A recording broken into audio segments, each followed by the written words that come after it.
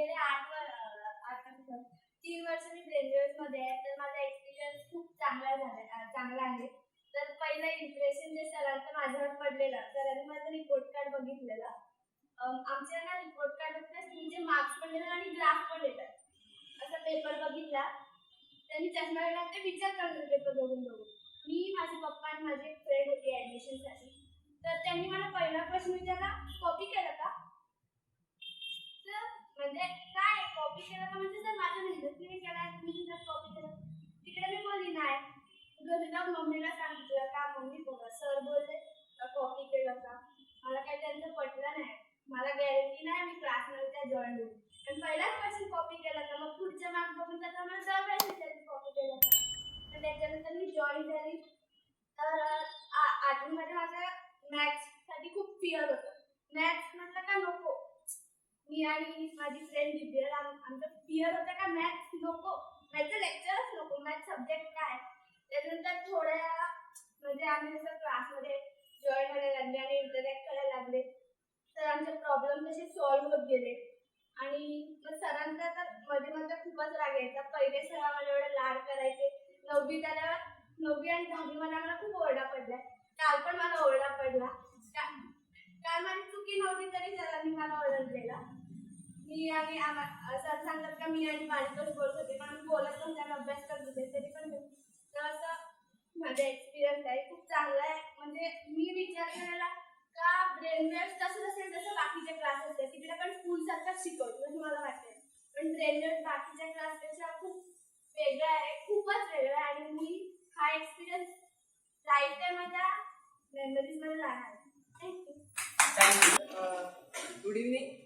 तर म्हणजे मी ब्रेनवेव्समध्ये जॉईन झालो 8वीपासून.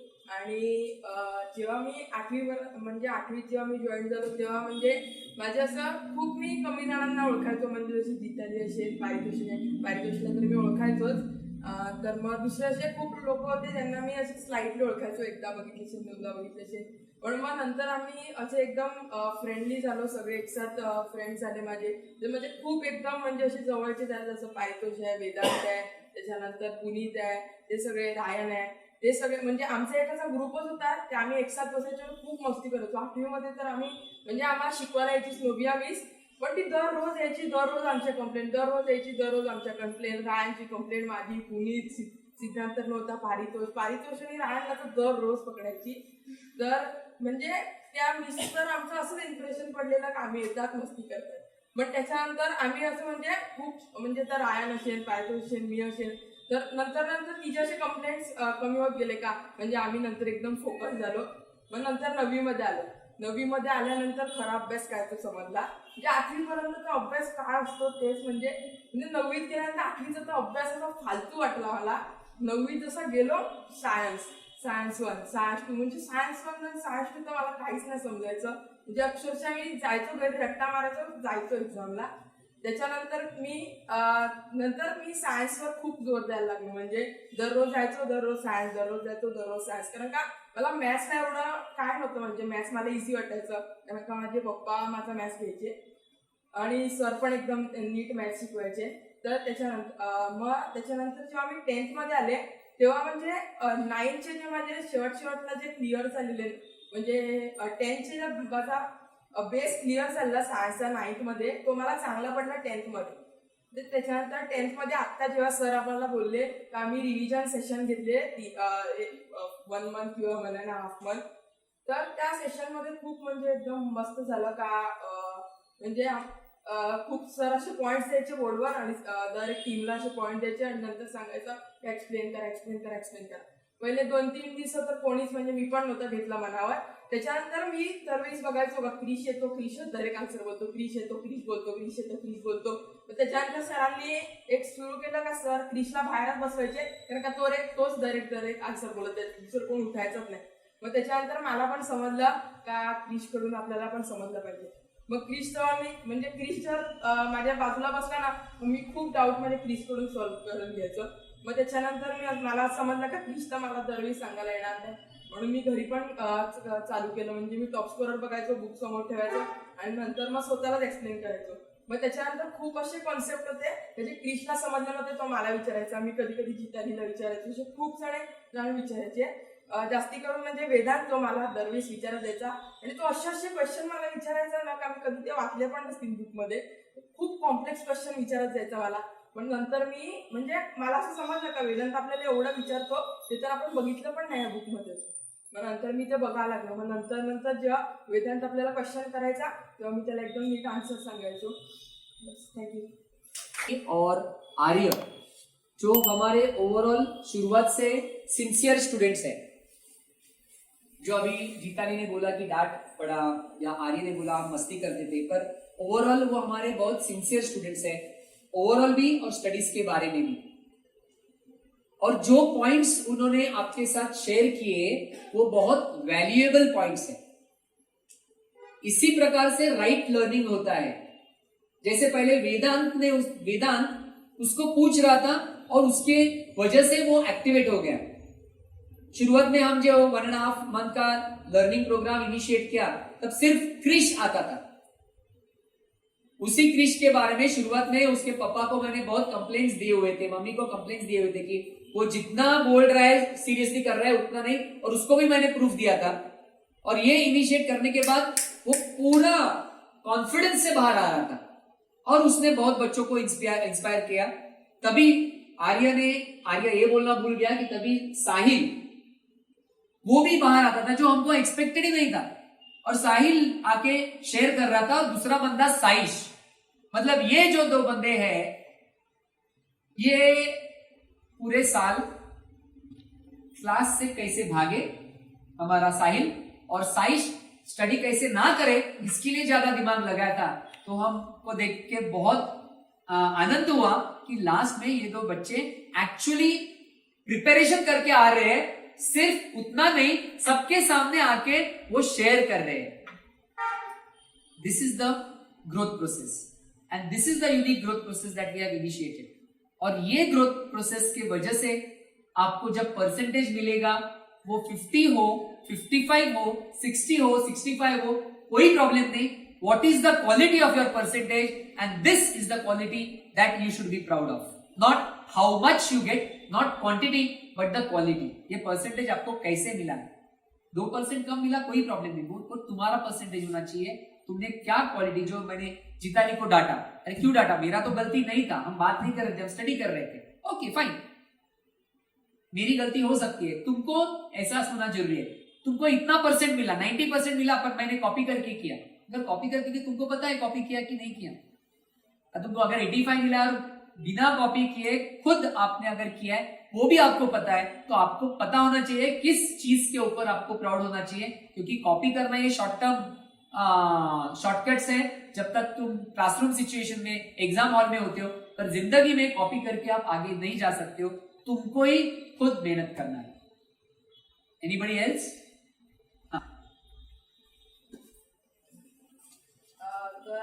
म्हणजे आता जसं आमचं फर्स्ट सेमिस्टर झालं तसं तेव्हा आम्हाला सेल्फ स्टडीचे खूप असे म्हणजे जेव्हा पण आमची एक्झाम असते तेव्हा त्याच्या आधी आम्हाला सेल्फ स्टडीचे सेशन असतात. तर त्या सेल्फ स्टडीच्या सेशनमध्ये पर्णा मिस, स्मिता मिस आणि जेरॉल्ड सर आणि आता स्टुअर्ट सर होते ते आम्हाला म्हणजे ऑब्झर्व करतात किंवा सुपरवाइज करतात. सर नसतात जास्ती करून, जेरॉल्ड सर आणि अपर्णा मिस असतात जास्ती करून. तर जेरॉल्ड सर आणि अपर्णा मिस हे आम्हाला म्हणजे एवढं डोकं लावून जेरॉल्ड सरचं काय बोलावं म्हणजे ते असे बुकच घेऊन बसतात आणि लिहत बसतात. कधी कधी तर ब्रेकमध्ये आम्ही विचारायचो एकमेकांना, काय रे माझं नाव लिहिलंय का बुकमध्ये, काय रे माझं नाव लिहिलंय का बुकमध्ये. तर म्हणजे आम्हाला समजायचं आपलं नाव आलं का त्याच्या खालचे जे ठकटक 5-6 पॉईंट आपण काय म्हणजे जरी तू बाजूला बघितलं, खालती बघितलं, तुझं पेन खालती पडलं ते पण ते लिहून ठेवायचे, कायचा पेन खालती पडला म्हणजे यांनी हा बुक शोधत होता म्हणजे चे प्लॅन स्टडीज नाही होते, किंवा यांनी हे नाही केलं म्हणून याचं काय स्टडीज एकदम नीट नाही होते. तर असं करून म्हणजे नंतर सरांनी ज्या मुलांचं नाव यायचं सरांच्या बुकमध्ये त्या सरांनी म्हणजे पै सरांनी त्यांना नाव ठेवलं का लकी स्टुडंट. म्हणजे ज्यांचं नाव आलंय ते खूप लकी आहेत, कारण का त्यांना समजते आहे. आणि ज्यांचं नाव नाही आलंय एक तर ते एकदम चांगला अभ्यास करतायत किंवा त्यांनी सरांना शेंड्या लावल्या. तर थँक्यू. जसं आर्य बोलला का जेरॉल्ड सरांच्या बुकमध्ये नाव यायचं, तसं माझं नाव जेरॉल्ड सरांच्या बुकमध्ये यायचंच 2-3 वेळा. पहिले आर्या आणि मी एकाच टीममध्ये होतो अग्नी. तर आम्हाला हिस्ट्री दिलेला आणि पॉलिटिकल सायन्सचा लेसन होता पॉलिटिकल पार्टी. मी आणि आर्यानी त्या पॉलिटिकल पार्टी बीजेपी ही एकाच पार्टीमध्ये आम्ही एवढं लिहून आणलं त्याच्यावर 2-3 पेजेस भरून आणलेले का पॉलिटिकल पार्टीचं हे बीजेपीचं हे आहे.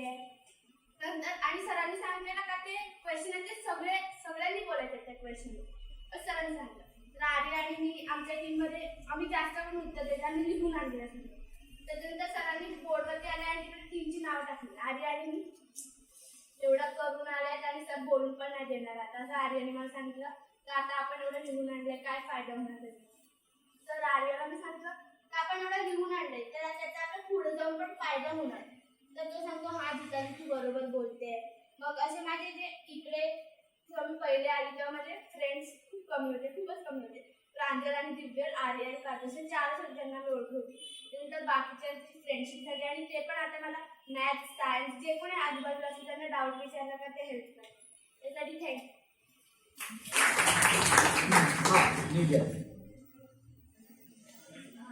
हाय, मी जेव्हा फर्स्ट टाइम 8th आलेली तेव्हा म्हणजे पुढे येऊन बोलायचं म्हणजे माझी एकदम अशी वाट लागायची की मी कशी येऊ पुढे. मी हा एक्सपिरियन्स दरवेळेला शेअर करते पण म्हणजे मला आता जेव्हा मी 8वीत आली तेव्हा इकडे मीटिंग होती सगळ्या पेरेंट्सची आणि स्टुडंट्सची. तर सरांनी सांगितलं सगळ्यांना सर एकेकाला पाठवत होते.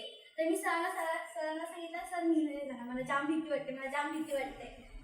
आणि जेव्हा मग नंतर सगळ्यात शेवटी सरांनी मला जेव्हा सांगितलं की तुझं नाव सांग तर ते नाव सांगायला मी म्हणजे एकदम अशी घाबरवते. मी अख्खी कापड म्हणजे असे पाय असे थरथर सांगू कशी.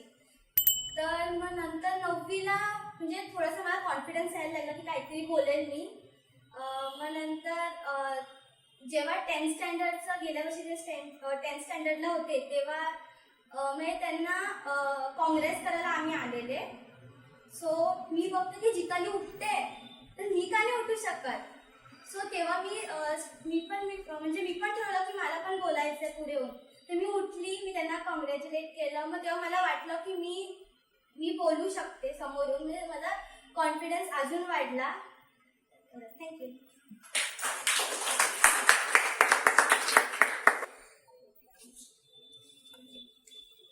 तो जब भी मैं ये क्लास में आया था तभी मुझे इंटरेस्ट किया सेल्फ स्टडी से. तो सेल्फ स्टडी स्टार्टिंग में ऐसा होता था कि अभी सेल्फ स्टडी सेशन है कौन सी बुक लेके जाओ. अरे अलजेब्रा भी लेके चलते हैं ज्योमेट्री भी लेके चलते हैं. ऐसे करते करते 10 बुक में एक साथ में सब ऑलमोस्ट सब बुक्स क्लास में लेके आके स्टडी के लिए बैठ जाता था. कोई प्लान स्टडी नहीं थी. स्टडी जैसे जैसे आगे गया फिर मैंने समझा कि ऐसे सब सब्जेक्ट लेके आने चाहिए. कोई पर्टिकुलर सब्जेक्ट लेके जाता हूँ और उसके हिसाब से पढ़ाई करूंगा. एंड देन स्लोली वो डेवलप हुआ. फिर क्लास के बीच में मतलब मेडिटेशन करने के बाद मैं बैग से बुक निकाला था तो भी मेरी बहुत बड़ी गलती थी. एंड वो मैं करते गया था एंड उसके बाद मैंने सुधर गया उसके बारे में. फिर सेकेंड पॉइंट जो है पहले जो था मैं 7th तक रट्टा मार के पढ़ाई कर रहा था मतलब कि कंप्लीट रट्टा मार के. फिर एक कोई भी कॉन्सेप्ट आया था टेक्स्ट बुक में उसको पढ़ के फिर मैं को समझा कि नहीं मुझे रट्टा नहीं मारना चाहिए. अगर कॉन्सेप्ट समझूंगा तो इतने बड़े बड़े आंसर लर्न करने से अच्छा मैं बस वो कॉन्सेप्ट को समझ लूँ एंड जब मैं पेपर में एग्जाम लिख रहा हूँ तभी वो कॉन्सेप्ट दिमाग में आ जाएगा ऑटोमेटिकली वो आंसर मैं पेपर में लिख दूंगा प्रॉपरली. फिर उसके बाद क्या हुआ 9th में भी ऐसा 9th में 50% से किया मैंने 50 नहीं और 70% से किया. फिर 10th में क्या हुआ आलसपन आ गया. आलसपन की वजह से मैंने थोड़ा सा रट्टा मारा बीच में एंड इसकी वजह से मेरी पढ़ाई इतनी अच्छी नहीं चल रही थी. फिर अभी जैसे सर ने नया डाला कि रिविजन जब चालू किया तभी सर ने अच्छे से सब लेसन पे रीडिंग करना. तो रीडिंग करने के लिए मुझे क्या था कि सर ने बोला था कि सब कुछ प्रॉपरली सब बुक में लिख के फिर रीडिंग करना चाहिए. लेकिन मैं कहता था अरे लिखेगा कौन मैं बस वो लिखता हूँ. इसके लिए मुझे लिखना पसंद नहीं था. फिर मैंने क्या किया मैंने लिखना चालू किया. एंड जब भी मैं सर ने रीडिंग और रिविजन चालू किया था तभी मैंने लिखा और मुझे बहुत टाइम लगा मतलब एक डिटेल लिखता था मैं बीच में से एंड हर एक डिटेल से लिखते बैठा था मैं सर पूरा का प्रॉपर इन डिटेल लेसन के बारे में क्या लिखता था मैं. इसकी वजह से ऑलमोस्ट 1-2 घंटे चले जाते थे एक लेसन में 1-2 घंटे चले जाते थे. इसकी वजह से लेकिन उसका मुझे बहुत बेनिफिट मिला जब भी सर ने जब भी लेसन का रिविजन लिया क्लास में तभी उसकी वजह से मुझे बहुत बेनिफिट हुआ. एंड मुझे वो कॉन्सेप्ट होते लेसन में सिंपल रीडिंग के थ्रू इतना आसानी समझ में आ गए थे. फिर थर्ड पॉइंट कॉन्फिडेंस. तो थर्ड पॉइंट में क्या होता अभी पहले था ना, मैं बाहर आके उसे कॉन्फिडेंस में नहीं बोल पाता था। मैं कभी भी बस कॉन्फिडेंस था मेरे पास बाहर आके बोलने का। बट जैसे अभी रिवीजन चालू हुआ तो सर ने सबको बाहर आके आंसर बताने को बोला। तभी मेरे दिमाग में एक ऑब्जेक्टिव था, मुझे आंसर बताना नहीं है, मुझे सिखाने की कॉन्सेप्ट क्या है जो मैं सिखा रहा हूँ। एंड उसकी वजह से मैं इंग्लिश में बोलने की जगह हिंदी में बोलना सिंप्लीफाई करने के लिए। एंड उससे जो मेरा कॉन्फिडेंस था, मेरे में अपने आप कॉन्फिडेंस बिल्ड हुआ एंड वो मैं प्रॉपरली बोल सकता था। Thank you.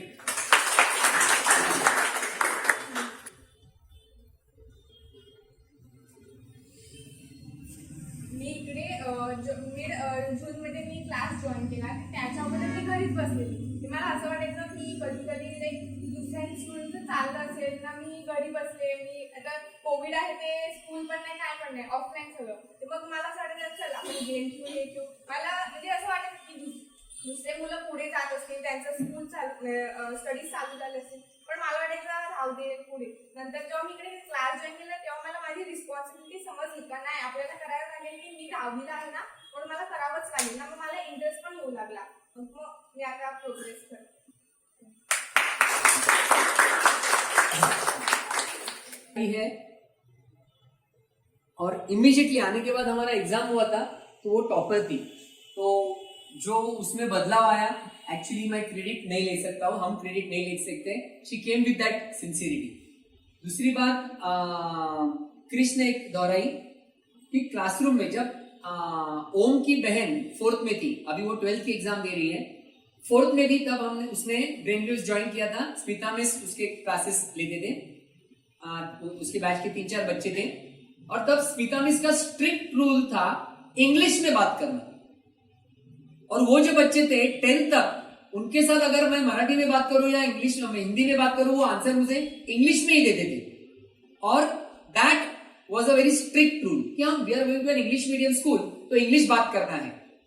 पर बाद में ये एक लर्निंग हो गया, जब हम बच्चों को फ्रीडम देते हैं उनका जो लैंग्वेज चाहिए वो यूज करने का, तो लर्निंग एक्सेलरेट हो जाता है। तो that was a change that we brought in brainwaves by learning from the students. Yes, Arpita.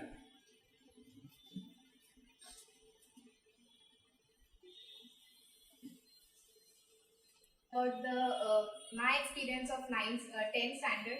So तो पहले दिन से जब पैंडेमिक चालू था, 10th स्टैंडर्ड ही पहले पैंडेमिक से चालू हो चुका था, तो मेरे पेरेंट्स बिल्कुल भी तैयार नहीं थे मेरे को क्लास में भेजने के लिए। मेरे मोस्ट ऑफ द दोस्त आते थे क्लास में, बट मैं नहीं आती थी। So Pranjal was the one, वो मेरे को हेल्प करती थी। मैं उसको रोज कॉल करती थी क्लास के बाद कि क्या क्या हुआ। और फिर टॉप स्कोरर जब ऐप दिया था तो भी मैं ऐसे थी कि 1-2 लेसन देख लेती थी, 1-2 वीडियोस देख लेती थी, और मैं नहीं कर पाती थी। कॉन्सेप्ट्स भी इतना क्लियर नहीं हुआ था तभी। बट अगर जब मैं घर में थी तो फिर मैं 3 to 4 आवर्स तो मैं पढ़ाई करती थी। ऐसे लाइक मैं बैठती थी, और फिर मेरे पापा ने जब देखा तो वो भी बहुत खुश थे कि हाँ मेरी बेटी 3 से 4 घंटे पढ़ाई कर रही है, and he was very happy with me. End फिर उसके बाद जब क्लास चालू हुआ तो फिर जब फर्स्ट सेमेस्टर का जो पेपर लिया था सर ने ऑनलाइन लिया था, तो भी उसमें मेरी परफॉर्मेंस इतनी भी बुरी नहीं थी, इतनी भी अच्छी नहीं थी, मतलब एवरेज से भी कम ही था, मतलब इतना कुछ खास नहीं था। सो वो टाइम पे फिर पापा भी शौक में थे और मैं भी शौक में थी कि अरे इतना टाइम पढ़ती है, देन टू इसका मार्क्स इतना अच्छा नहीं आया है। सो तभी भी मैं लाइटली ले रही थी। फिर उसके बाद भी पैंडेमिक था और उसकी वजह से मेरे पेरेंट्स नहीं जाने दे रहे थे मुझे, मैं क्लास नहीं आ रही थी तब तक।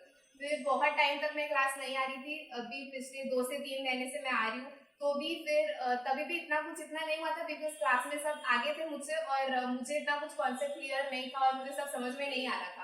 बट फिर अब जब सर ने रिविजन सेशन चालू किए, फिर मैं अपने टीम्स में आ गई। फिर जब टीम में आ गई, फिर जब एक्चुअली में जब रिविजन चालू हुआ तो मैं अपना स्टडीज जो नॉर्मल स्टडीज मैं करती हूँ वो तब से चालू हुआ। सो अभी रिविजन जब से होने लगा तब से मेरे ज़्यादा कॉन्सेप्ट क्लियर होने लगी। अभी मैं ज़्यादा टॉप स्कोर देखने लगी और मैं ज़्यादा रीडिंग करने लगी। सो वो मेरे लिए बहुत हेल्पफुल था।